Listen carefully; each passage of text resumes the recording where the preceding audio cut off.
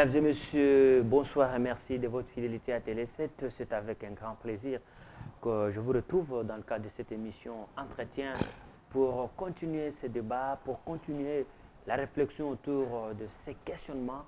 Pourquoi, depuis beaucoup d'années maintenant, le Congolais, en général, les dirigeants en particulier, et pourquoi pas tout le monde, nous n'arrivons pas à bâtir le Congo que nous avons, que les pères de l'indépendance, bien sûr, avaient souhaité ériger au cœur de l'Afrique. Et cette question, nous l'avions commencé la semaine dernière. On continue avec M. Mouini Hamza Badioko. Bonsoir. Bonsoir. Je précise que vous êtes modérateur du G14. Aujourd'hui, nous allons continuer avec ce que nous avons commencé la semaine dernière. La République démocratique du Congo peine à trouver ses marques. Et nous avons vu que beaucoup de raisons expliquent cette léthargie, entre autres le fait que bon, la classe politique ne joue pas pleinement son rôle. Et aujourd'hui, s'il faut sortir de cet état, qu'est-ce qu'il faut faire? Oui, la dernière fois, nous avons analysé ensemble et nous avons constaté que la République démocratique du Congo n'existe pas comme république.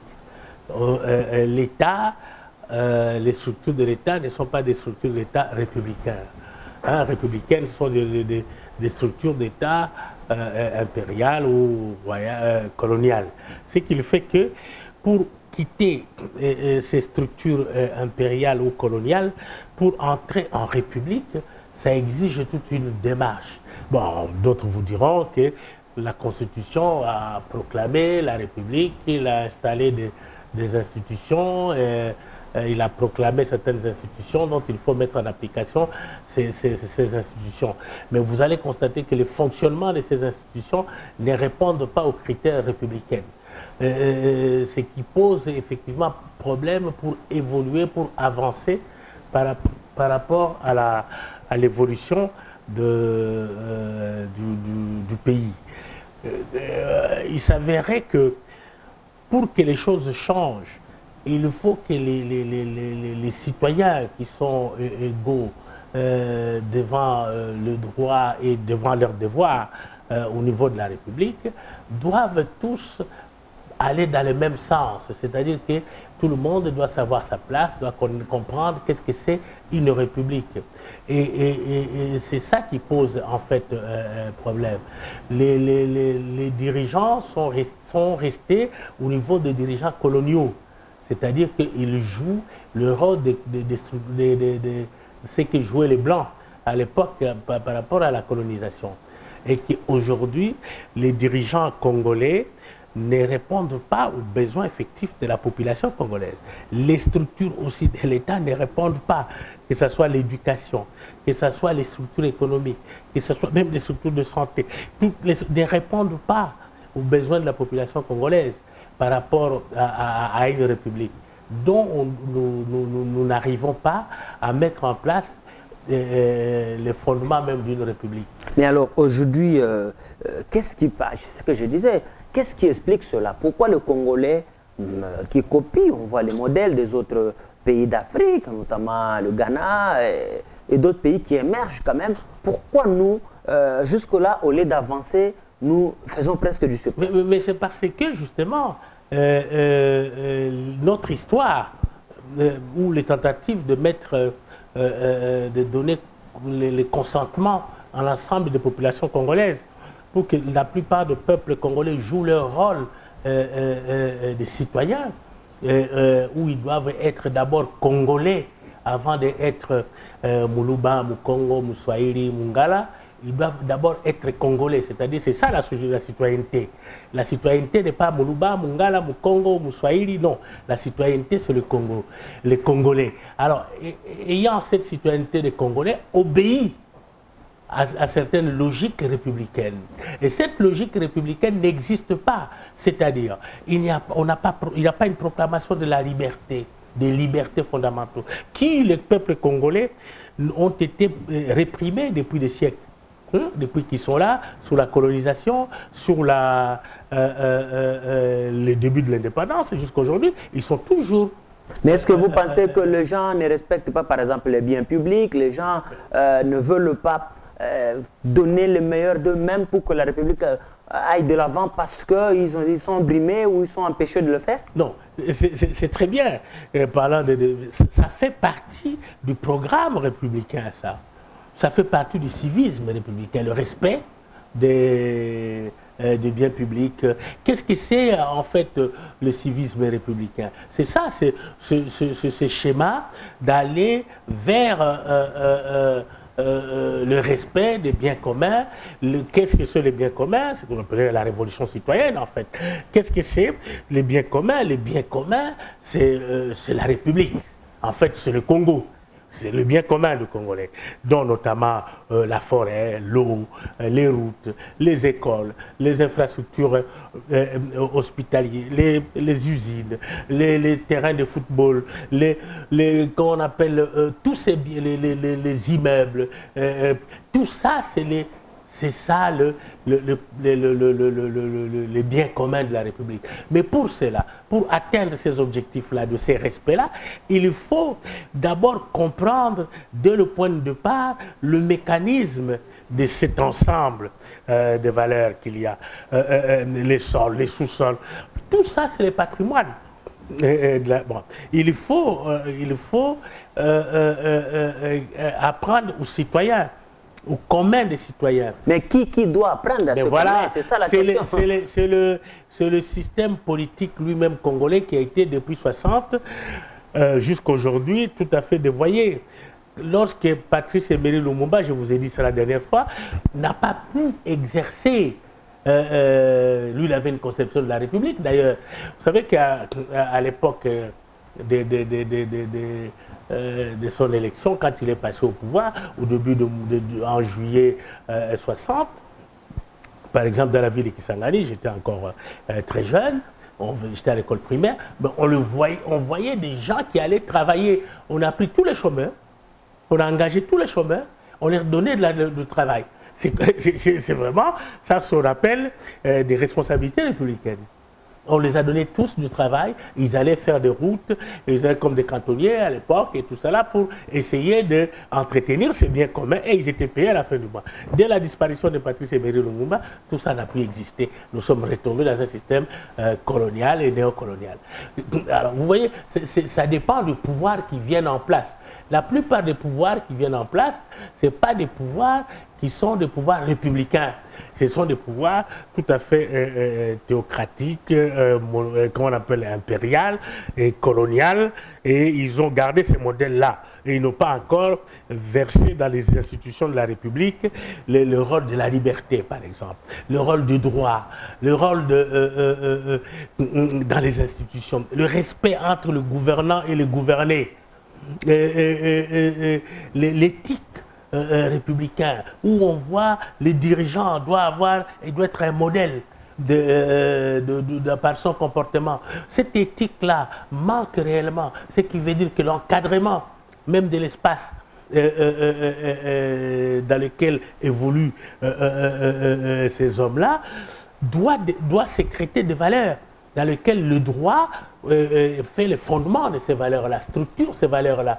Et automatiquement, au lieu de parler comme on parle en général ici, dans ces pays de... voilà, il a un électorat Bangala, il a un électorat Barouba, l'électorat de l'Est. Non, ça ne doit pas être ça. Ça doit être cette République qui est fondée sur la loi de la majorité. Et cette majorité est la protection de la minorité. Mais ce n'est pas une majorité numérique dans le sens ethnique. Non, c'est une majorité numérique dans le sens idéologique. Alors, ce qui est dégagé idéologiquement. Ouais. Et à partir de ces valeurs-là, la plupart des gens se mettent ensemble parce qu'ils ont les mêmes valeurs pour défendre. Et ceux qui ne sont pas d'accord, et aussi se réunissent et ils présentent à la société leurs valeurs. Et à partir de ces moments-là, idéologiques, nous commençons à aller vers une république. Il n'est plus question de parler ici de Mungala, Moluba, Mukongo, Moussouaïli, je ne sais pas quoi. Mais il faut maintenant parler du paysan, de l'ouvrier, de la classe moyenne. Ce travail-là suppose une classe politique responsable. Lorsque, à la suite, par exemple, des auteurs comme Maurice Duverger, je vois combien le parti politique doivent jouer ce rôle-là de conscientiser la population. Il n'y a pas de Mais lorsque vous voyez le nôtre ici, est-ce qu'il peut faire ce travail? Non, il n'y a pas de parti politique dans le sens classique du terme ici. Ça n'existe pas, il n'y en a pas. Vous allez constater qu'à la disparition de tout dirigeant qui a été à la tête d'un parti politique, il n'y a plus de parti politique. Vous prenez le MNC après Lumumba, les gens se sont... Vous prenez Konako de Tchombe ou Radeko, je ne me rappelle plus. Bon, vous allez constater qu'il n'y en a plus. Vous avancez les MPR de Mobutu après sa disparition, il n'y en a plus. Et vous allez continuer comme ça, AFDL, je ne sais pas, tout ça depuis la disparition de Laurent Désiré Kabila, il n'y en a plus. Et effectivement, des choses comme les PPRD n'existeront pas demain s'ils ne sont pas au pouvoir. Ce qui veut dire quoi? Ce qui veut dire... Vous n'êtes pas un prophète de malheur. Mais non, non, ce n'est pas question de malheur parce que ça n'existe pas, les PPRD. Oui. Les PPRD, c'était un assemblage de groupements de gens qui sont autour des intérêts individuels pour leurs propres intérêts. Il n'y en a pas. Mais vous voyez, il y a une tentative de construction. Mais quand vous prenez l'UDPS comme parti politique, vous voyez l'évolution qu'ils ont avec... pendant plus de 32 ans, avec le chef de l'UDPS, c'est là que nous allons voir le jour, si ça pourrait continuer au-delà. Mais aujourd'hui, il y a aussi des dissensions internes. Vous croyez que demain, à l'absence de Tshisekedi, l'UDPS va survivre? Non, je ne sais pas. Je ne sais pas si ça va continuer ou ça ne continuera pas. Mais je pense que c'est cette constance dans le temps. Ça a tenu, et puis dans les valeurs. Tu as vu le Palou, qu'on aurait pu penser que le Palou avait une base idéologique lumumbiste, mais au contraire, on a vu qu'il n'y avait rien. Ils sont allés à l'encontre même des idées de Lumumba, contre les souverainetés nationales, l'intégrité territoriale, contre la prospérité des biens. Ils se retrouvent avec des biens mal acquis. Ça, c'est tout à fait la négation de lumumbisme. Alors, automatiquement, nous constatons aujourd'hui que cette carence-là fait que il faut inventer la République. Voilà. Il faut construire la République. Il faut inventer la République. Autour de ces valeurs-là. C'est le travail que nous essayons de faire depuis plus de 20 ans. Très bien. Alors là, vous allez rejoindre quand même le professeur Kamana aussi, qui pense qu'il faut réinventer le Congo, il faut formater l'homme congolais. C'est possible et avec quels moyens? Non, c'est-à-dire que par le système, pour l'association du politique et de la pédagogie, ça veut dire qu'il y a possibilité d'intégrer ces valeurs dès le bas âge. Il faut qu'on construise un nouveau Congolais dans le bas âge, lui inculquer les valeurs de bien commun, les valeurs du territoire national, la consécration de la citoyenneté par la République, c'est-à-dire que nous sommes Congolais d'abord et que l'intégrité du territoire est sacrée, les frontières sont intangibles et que la souveraineté du Congo est non négociable. Et à partir de ces moments-là, on va commencer à construire quelqu'un qui est un nouveau type de Congolais qui aurait de valeur et détournement par exemple des fonds publics. C'est un crime national, donc il faut l'élever au niveau comme on l'élève, imprescriptible, et il faut que ça reste à ce niveau-là. Et à partir de ce moment-là, même si vous avez détourné les fonds publics il y a 20-30 ans, et les jours qu'on vous attrape, vous allez en prison. Et il faut refaire ce genre de travail pour recréer un niveau de moralité plus élevé et donner une chance à la République de naître. C'est-à-dire que les gens n'ont pas la notion de la République.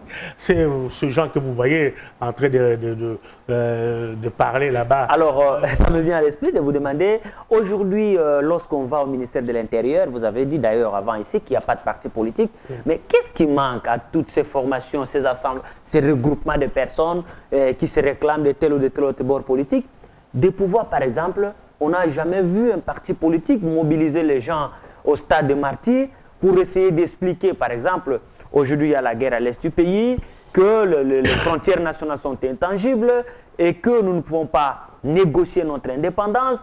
On ne voit pas ça, alors que C'est ce que le parti politique devait faire. Non, mais nous, quand on a commencé le processus de démocratisation, nous avions un problème. C'est ça qui a même biaisé, nous sommes piégés par ça. On avait les dictatures. Vous voyez, la dictature mobusienne nous a pris du temps. Vous ne revenez pas en Rwanda, Afrique, démocratie piégée. Non, je dis que c'est probable, mais je ne le prends pas dans ce sens-là. C'est lui qui a fait partie des dictateurs qui ont soutenu la dictature. Il ne peut pas parler d'une démocratie piégée parce que c'était la lutte pour s'en défaire de la dictature.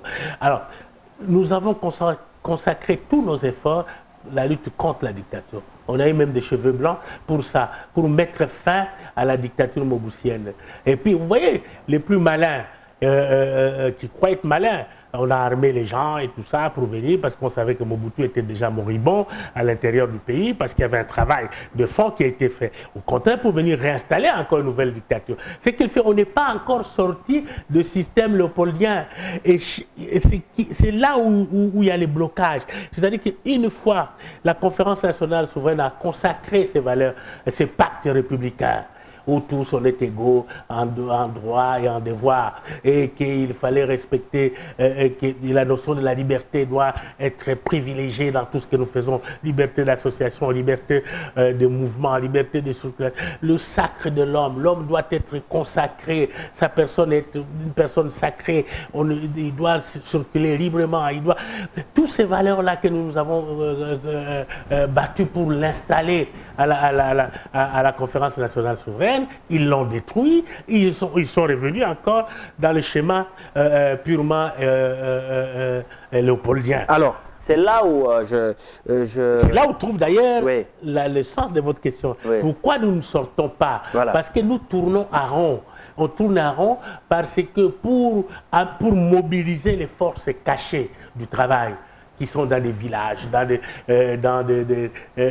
il faut que ce peuple se sente concerné oui. par la vie quotidienne de tous les jours. Vous vous demanderez comment toutes ces populations ont tenu depuis des siècles, tous ces groupes ethniques ont tenu comment? Parce qu'ils étaient concernés par les... Alors, voilà, votre conclusion m'amène à vous poser une question. Oui. Vous êtes acteur politique. Depuis un certain moment, il se raconte ou il se dit, c'est plus un secret, il y a même des consultations en vue, la classe politique voudrait encore se retrouver pour négocier ou dialoguer afin de trouver des solutions à la situation du pays. Et souvenez-vous, il y a eu plusieurs conférences sur le pays ici, Mbandaka à l'époque, Lovanium, Sun City, Conférence nationale souveraine. Tout ça, ce sont des acteurs politiques qui se retrouvent entre eux pour partager le pouvoir au détriment du peuple souverain.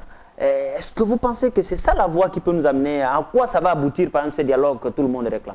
D'abord, un constat qu'il faut le faire.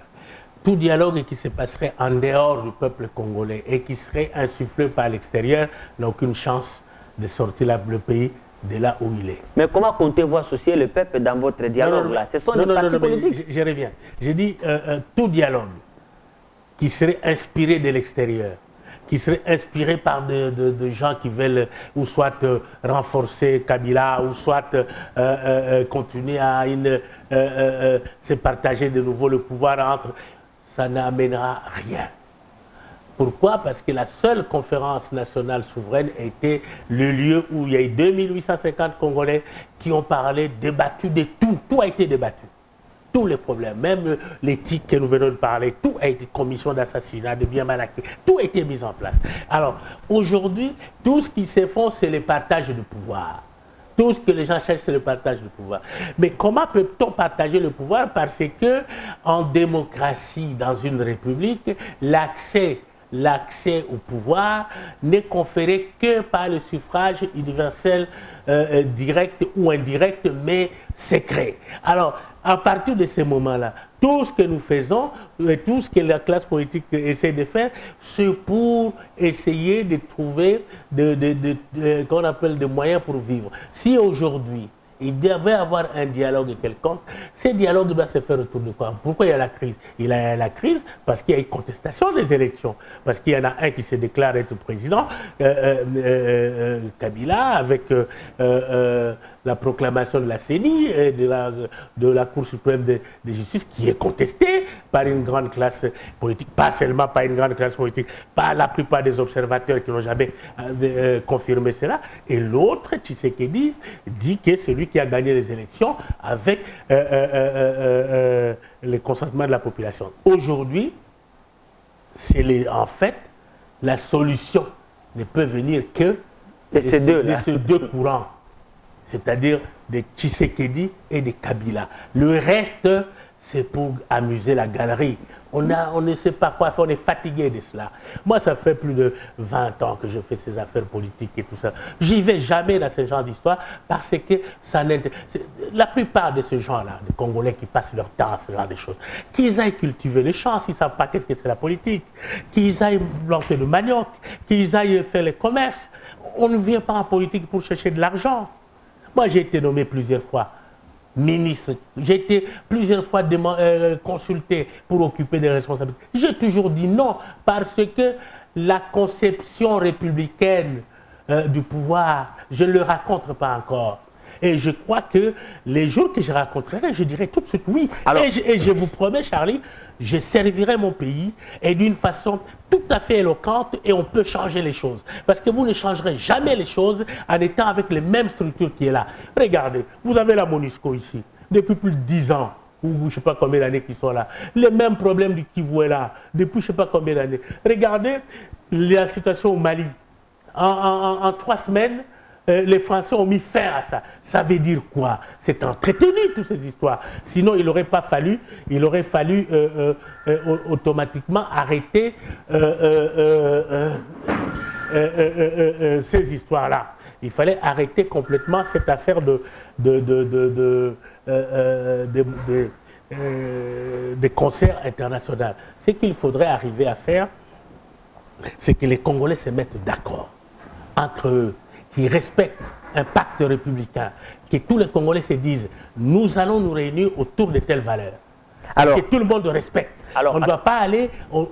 L'une des éléments les plus essentiels de la République et en démocratie, c'est l'accès au pouvoir. Comment acceptons au pouvoir? Alors, il n'y a pas d'autre voie que par voie des élections. Mais ne trichez pas aux élections. Très bien. Parce que dès qu'on triche aux élections, il y a perversion, il y a inversion, nous entrons dans la crise de nouveau. Très bien. Alors là-bas, si vous avez conclu que c'est vrai, la crise actuelle, pour sortir effectivement, on ne peut pas mettre par exemple l'UDPS de côté et le pouvoir en place de côté. Est-ce que vous pensez que d'abord, la première question, est-ce que le rapprochement entre ces deux tendances est-il possible? Ça c'est un. De deux, est-ce que le fait que les acteurs politiques qui s'agitent à Kinshasa ici, dans des pays dont le parti n'ont même pas de base, veulent aller négocier, est-ce que ce n'est pas ça qui donne encore beaucoup de tonus aux groupes armés? Par exemple, maintenant, on est en train de négocier avec les M23, mais on apprend qu'au Nord Katanga, par-ci par-là, il y a des foyers de tension avec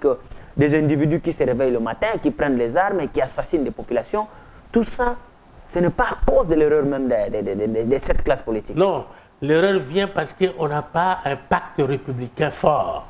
C'est-à-dire qu'on n'a pas respecté ce que nous avons fait à la conférence nationale souveraine. La violence comme mode rejet de mode de gestion de la République. La violence doit être rejetée.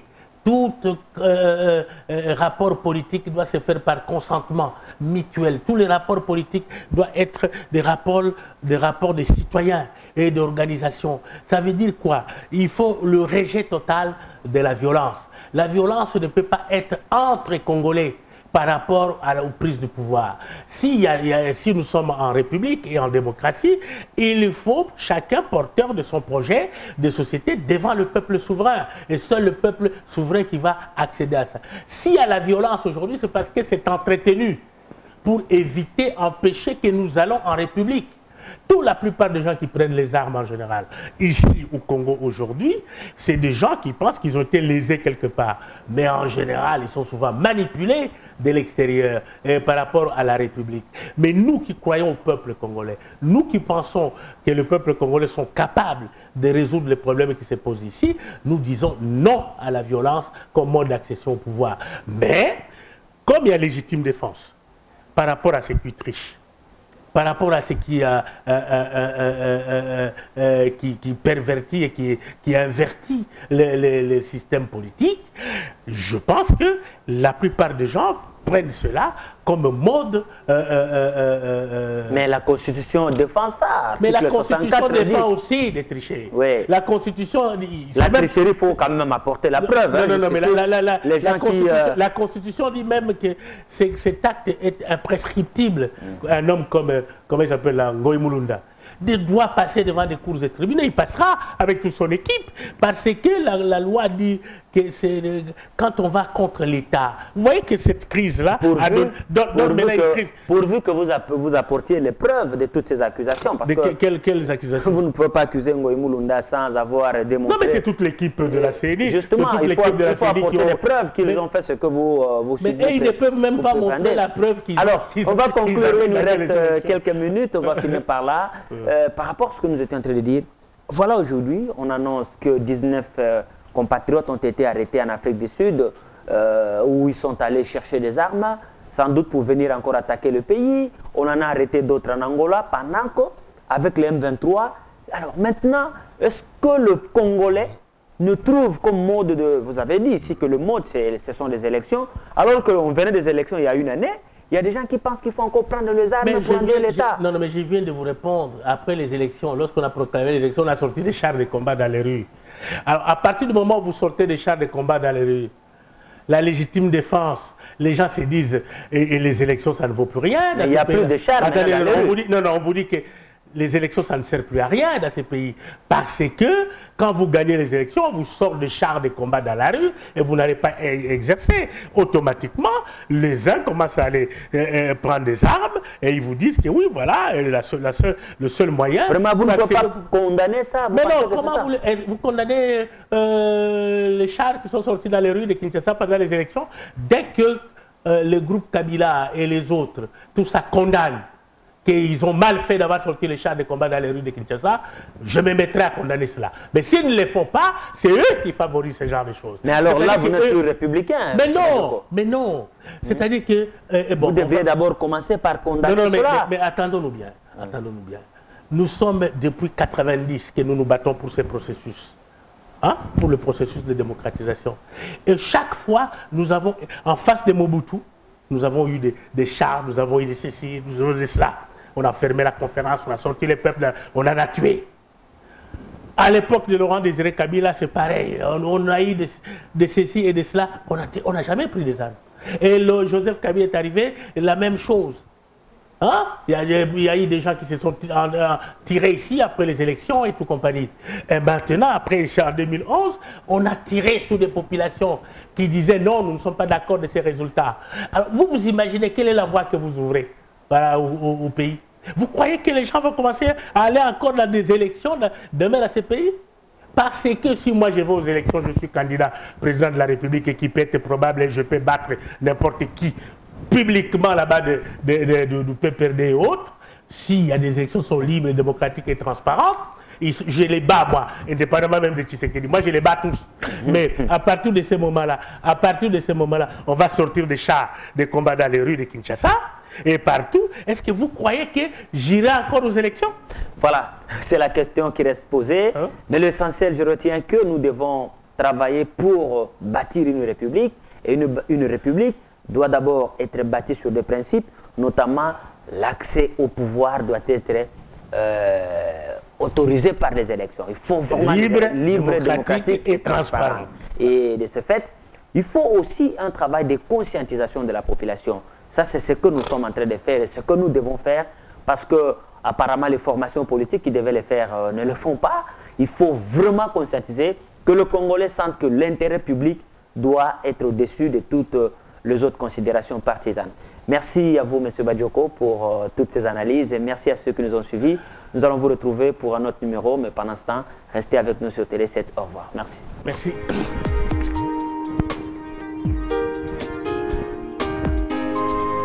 Là, on sort de la politique politicienne. Hein? Non, mais c'est bon, non? Tu as fait des...